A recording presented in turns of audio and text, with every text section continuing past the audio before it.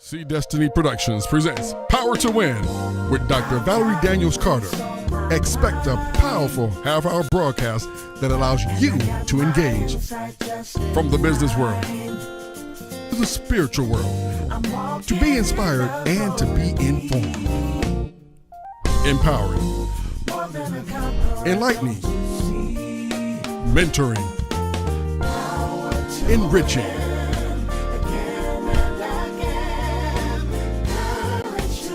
Like us on Facebook and follow us on YouTube and Instagram.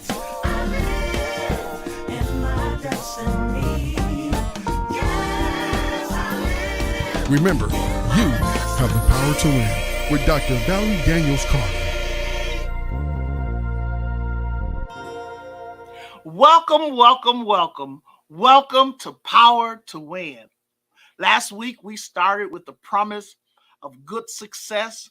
And we're going to continue talking about the promise of good success tonight. Won't you take a moment and open this session of Power to Win with me in prayer? Oh Lord our God, how excellent is your name in all of the earth. From the rising of the sun until the going down of the same, your name is worthy to be praised. You are a phenomenal God. You're a great God. You're a mighty God. And you bring to us good success. And we as your children, we receive it. So allow us to walk into that place of destiny that you have for us. This is my prayer in Jesus' name. Amen. Again, thank you for joining with us tonight. Please take a moment to tag someone and let them know that Power to Win is on. As a matter of fact, why don't you start a share party right now? Tag a friend, a family member, a co-worker. Make sure you invite other entrepreneurs, business executives, emerging leaders, pastors, missionaries, or ministry leaders to tune in now. Our scriptorial reference for this season is found in 1 Corinthians 2:9. But as it is written, eye hath not seen, nor ear heard, neither hath entered into the heart of man the things which God has prepared for them who love him. Understand, God has something wonderful prepared for those who love him. The overall theme for this season of Power to Win is shifting paradigms to align with destiny. I'm going to say that one more time. Shifting paradigms to align with destiny. We've been discussing our topic, which is the promise. And I trust that you have enjoyed the previous segments of this series. If you missed one, go back to the website, ValerieDanielsCarter.com. That website again is ValerieDanielsCarter.com. And after selecting the series library tab, you can enjoy what has already been shared in relationship to this series on the promise. We've discussed the promise of wisdom and knowledge. We've discussed the promise of favor and insight. We've discussed the promise of peace beyond understanding. And then we talked about the promise of health, healing, and wellness. Then we opened up and started the dialogue on the promise of divine protection. And then we launched into what we're calling now the promise of good success. The promise of good success. Genesis, the 39th chapter, verses 2 and 3 state, the Lord was with Joseph so that he prospered and he lived in the house with his Egyptian master. When the master saw that the Lord was with him and that the Lord gave him success in everything he did, let me tell you what happened. He then promoted Joseph. When a great leader understands that individuals that are working with them are positioned in a place where the Lord has given them success, everything connected to them will be successful. God is faithful in every promise that he gives to us. And he lets us know that he is a God of promises. He is a God that brings good success. Now, listen, we all know that good success does not happen overnight. It comes through experiences, trials, and errors. It comes through the good and the not so good. The scripture is very clear and allows us to know that no weapon that is formed against us can prosper. It doesn't say it won't be formed. It says that once it's formed, it can't go anywhere. The enemy is always going to try to get you off of your point of being successful. You have to be wise and strong enough not to allow that to happen. By growing in grace and being faithful to God, you will allow yourself and position yourself for good success. God is here to strengthen us and bless us and bring good success. So once we're spiritually strong and positioned for the success of the Lord, it prepares us for the things of the world that may come against us. I call having spiritual success and I would say earthly success the best of both worlds. Why do I say that? Because Philippians teaches us in 4:13 that I can do all things through Christ who strengthens me. In my opinion, when you understand that you have the strength of the Lord on your side, you can take delight, as Psalms 37:4 says. You can take delight in the Lord, and he will give you the desires of your heart. So, as we discuss this topic of good success, over the last week, we showcased a phenomenal man of God. The reason I can say he's phenomenal is because he's my big brother. And if you did not listen to part one, I encourage you to go back and listen to part one of me having dialogue with John W. Daniels Jr. on the topic of the principles of good success. I was honored to interview him because not only is John a great attorney, but he's a statesman, he's an entrepreneur, he is a businessman and a philanthropic individual. He has so many attributes that I could go on and on and on. And you know what? You can just Google him online and see just all of his accomplishments. So we started last week asking John some questions, trying to, get out of him his secrets for success, some of his keys for success. And he was so gracious to do that for us. We are now in the process of continuing that interview. Won't you join with me as I continue to have dialogue with attorney John W. Daniels Jr. You know, when I first became chair, and they said, you're the first African American, I was like, that can't be true. It's not like I grew up thinking, oh, Mr. Jones is the chairman of this law firm, and one day I want to be like Mr. I mean, I didn't have that experience.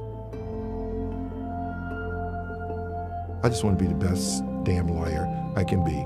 When I walk into a room, I want people to know I'm not coming to play. I'm coming to represent my client. My name is John W. Daniels Jr. I'm Chairman Emeritus of Quarles & Brady, a law firm that has a national presence. I was born in Birmingham, Alabama in 1948. I did start my formal education in a legally segregated school. I can distinctly remember when I was probably 12 or 13, getting on a bus and sitting where I thought I could sit. And my uncle said, well, you can't quite sit here. That was the first time that it sort of like occurred to me that there was something different about this environment. My family moved to Milwaukee in the mid-50s, part of the Great Migration. So this is actually where I grew up. Right here is the high school that I went to. I was probably a nerd. I was a debater. There was a woman who was the first African-American elected to statewide office. Her name was Val Phillips. So there was this major contest where different cities would pick out youngsters that they thought were the very best speakers. 25 years or so before me, she won it. You roll the calendar years forward, and the group says, hey, we got another Val Phillips. She's a legend. She's a lawyer. It sort of occurred to me that maybe there's some things I can do. So I graduated from Harvard in 1974. Other than the normal law school grind, I felt very comfortable there. He was a third-year law student, my first year at the Harvard Law School. He was thoughtful. He was mature. He was kind of like the older brother I never had.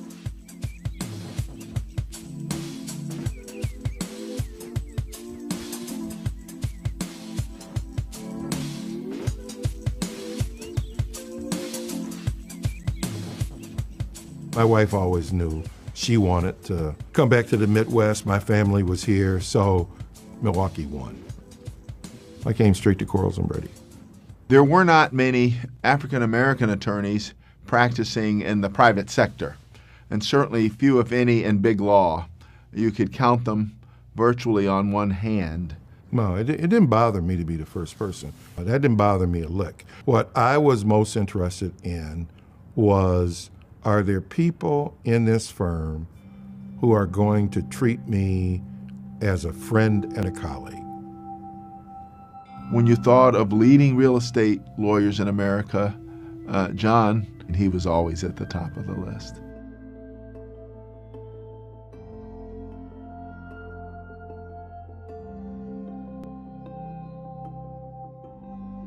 There were people who established a beachhead, if you will, at various firms across the country in Washington, Chicago, Milwaukee, in John's case. Over the course of time, we saw change. What you don't know until you are really chair is how you communicate your vision and your chemistry in a way that resonates with the people who you want to be part of the team. I just fundamentally believe that organizations that inspire that kind of trust are just, they're more vibrant. He oversaw the firm during the Great Recession, which was a scary time for everybody. We grew significantly in Chicago. He helped us start our DC office. That's sort of John's hallmark, is to be able to see opportunities where others would not see it. Hey, Squeaky. How are you? Good, how are you? Squeaky, I helped create something called MK Fellows, which is designed to have African-American men. We identify them in high school, follow them through college, follow them into their professional careers. I'm not shy about the notion that I believe in equity. I think it is essential to improving the way lawyers operate. I don't think you can overestimate what it means to people to see leaders that look like them. I think that has a huge impact on particularly younger lawyers, the staff. If you were to measure law firms that hired African American lateral partners into the firm, John would be at the top of that list. His has been a life of service, and his has been a life that can be measured by the Jackie Robinson standard of the impact it has had on other lives. So who were some of your role models, and why were they your role models? So I would say I had lots of role models. My oldest brother, Dr. Roosevelt Daniels, was a role model for me because, I mean, he was like this brilliant guy who, as Val was mentioning earlier, even when I was younger, I was 4 or 5 years younger, he would teach me, advanced math when I was, in the seventh grade. And the thing about him is that he always cared about other people. You could watch him; he always cared about other people. The what I couldn't follow in his footsteps on was he was a great dresser. I mean, he was an impeccable dresser. Outside of my family, and all my members of my family are inspirations to me. Uh, the I think that Jackie Robinson, was probably the person that is more nationally known. That was an inspiration for me. When I was a young student in Wisconsin, every year the Milwaukee Public Schools picked four youngsters to highlight that they thought would go on to be extremely successful. And I happened to be one of the young men who was picked, and the speaker for the banquet was Jackie Robinson. And Jackie Robinson, I'll never forget, shook my hand and said, "Young man, I think you have a great future." Now, maybe Jackie Robinson said that to a whole lot of people, but I can tell you, I've remembered that story for the rest of my life. Wow, that's great. We're giving everybody kind of a peek under the tent with our family on tonight. And John just mentioned our oldest brother, who has been promoted to heaven, but was just a phenomenal man of God. So, where did we get that from? We got it because our parents loved us and they cared and they took time to ensure that whatever they could do to bring the best to us, even though we did not grow up rich, we did not grow up with a gold spoon in our mouth. We grew up in a family that loved one another and was concerned about making sure that we had the tools to be successful. In life, if you want to have good success, not only must you have the right tools, but you must be associated with the right individuals that can motivate you to want to do better. John, what life changing lessons did you pick up from individuals that helped you as you began to maneuver through your career?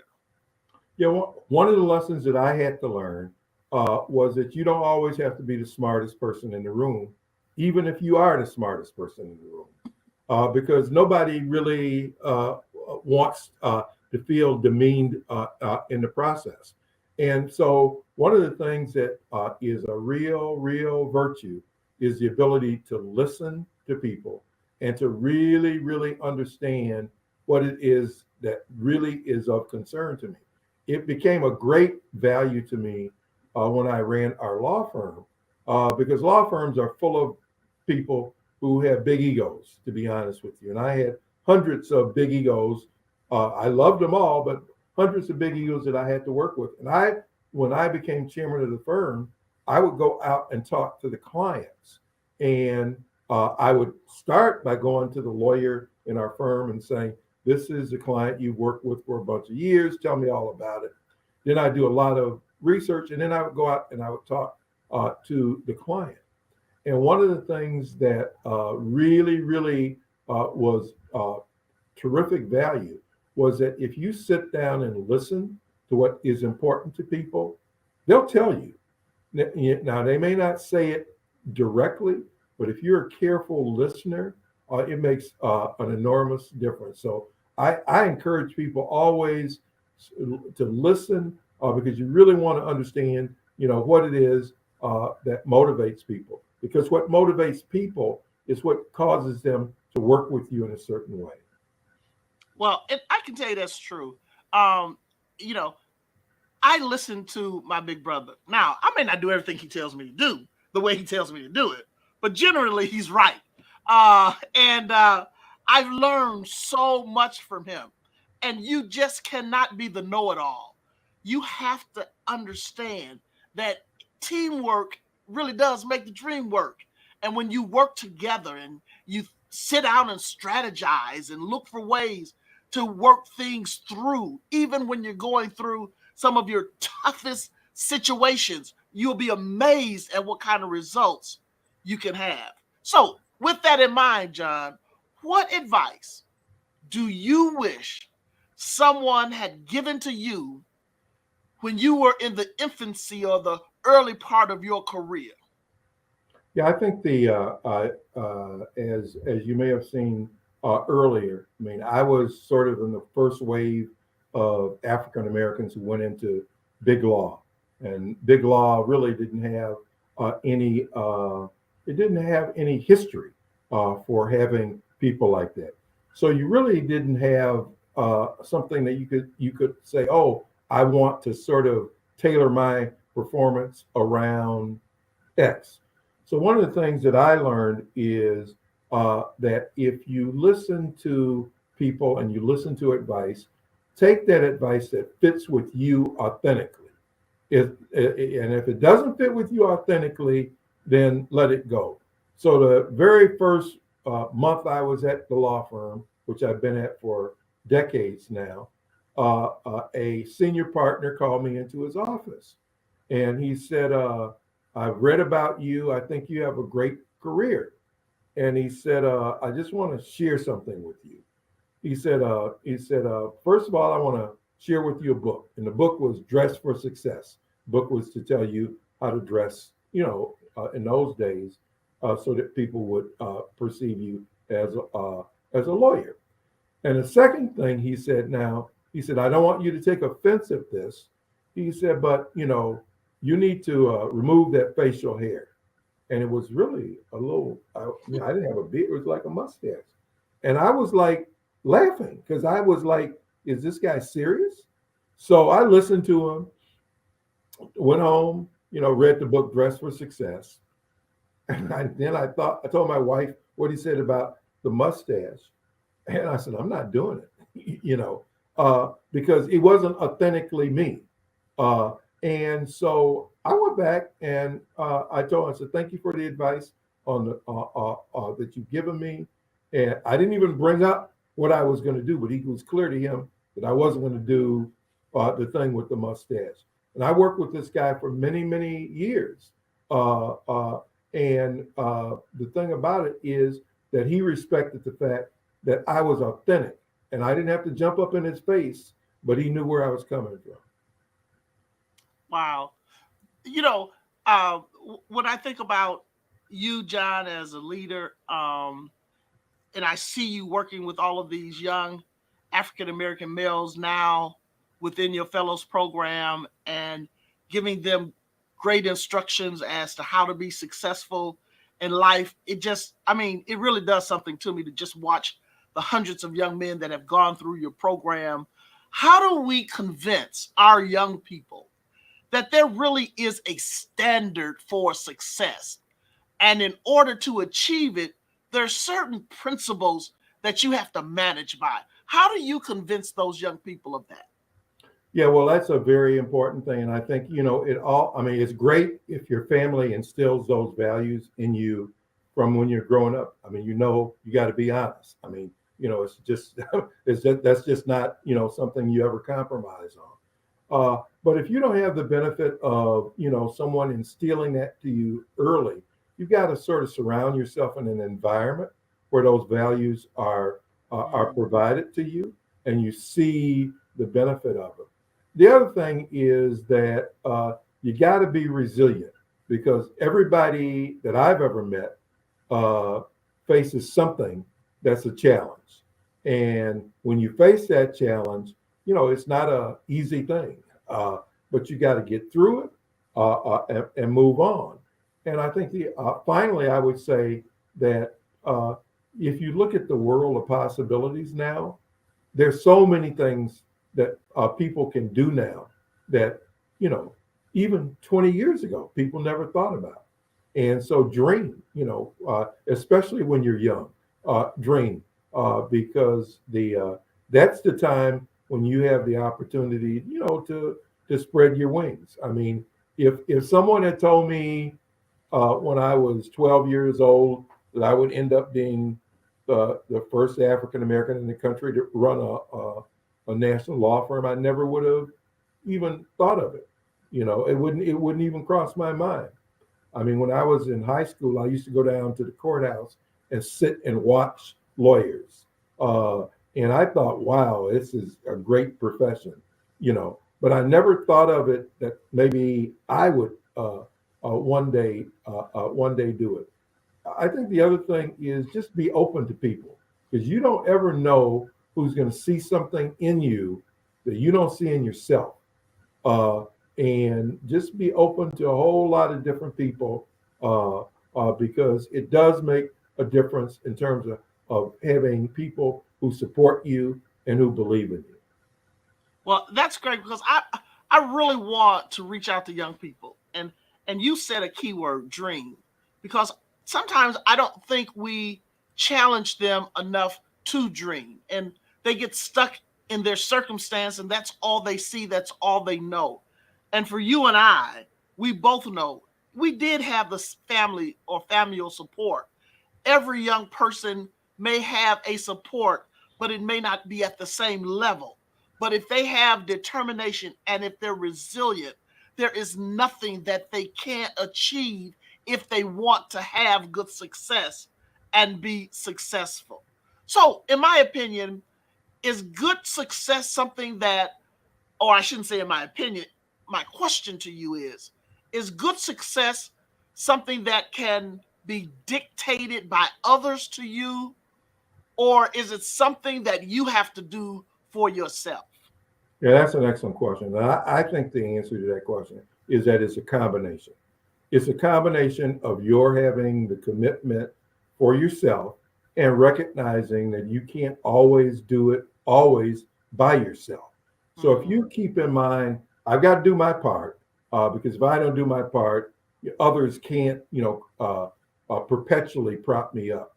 But if I do my part and others see the benefit of sort of engaging and investing in me, that to me is sort of the real formula for success. Well, our time is up now, but and I hate to cut off because I mean you're just a phenomenal guest to have on the show because you have so much knowledge, so much insight, so much wisdom internalized inside of you. And the second reason is because I just want the audience to know the first time I got a bill from John's law office, I called him up and I said, "There's a problem." He said, "What's the problem?" I said, "There's too many zeros behind the number." I said, "I can't afford to pay this." He said, "Oh, that's nothing. Just pay it and be done with it." Well, I got to get him off this line, gang, because I don't want to get those zeros again.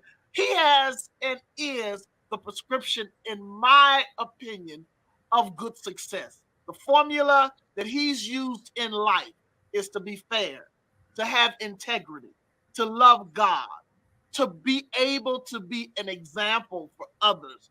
He's watched those that have been successful. He celebrated them, and God has blessed him with what he has today. He's taken risk, and he's not always been, in a position where everything worked out fine. But even in the midst of his transition or his storms, he stood there. He didn't allow the giant to destroy him. He was a David that said, "Bring on Goliath." Because when you're the first African American chair of a major law firm in the country, you have to kind of set the tone for those that are following you. So he took on that responsibility so others would be able to have good success. My time is out. John, thank you so much for joining with us on tonight. And if I could just take a moment and close in prayer, I'd ask that my audience would let me know that they understand that they too have the power to win. Won't you join in prayer with me? Oh Lord, our God, how excellent is your name in all of the earth, from the rising of the sun until the going down of the same. Your name is worthy to be praised. And success doesn't come from the north, the south, the east, or the west, God, but it comes from you. And I pray for everyone that's listening to this broadcast on tonight that you would allow good success to overshadow them, bless their homes, bless their families, bless their place of employment, bless their businesses. You're able to do exceedingly above that which we can even ask for. So I pray and I thank you for John being a part of this broadcast tonight, sharing with us some of the nuggets that we need in order to execute on our assignment and bring and allow good success to be our fortune. This is my prayer in Jesus' name. Thank you again for joining with me. Thank you, Attorney Daniels, for being a part of Power to Win.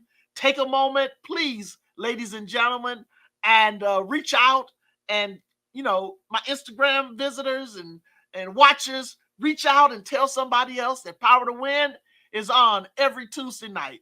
You can go and like us on Facebook, Instagram. You can subscribe to our YouTube channel. You can visit my website at ValerieDanielsCarter.com. And until next Tuesday, God bless you. And remember, you have the power to win.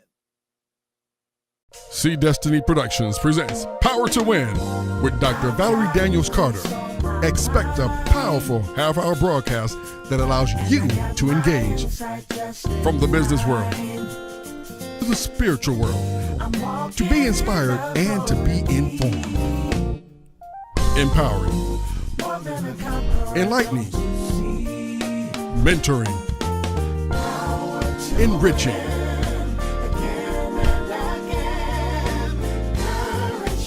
Please like us on Facebook and follow us on YouTube and Instagram.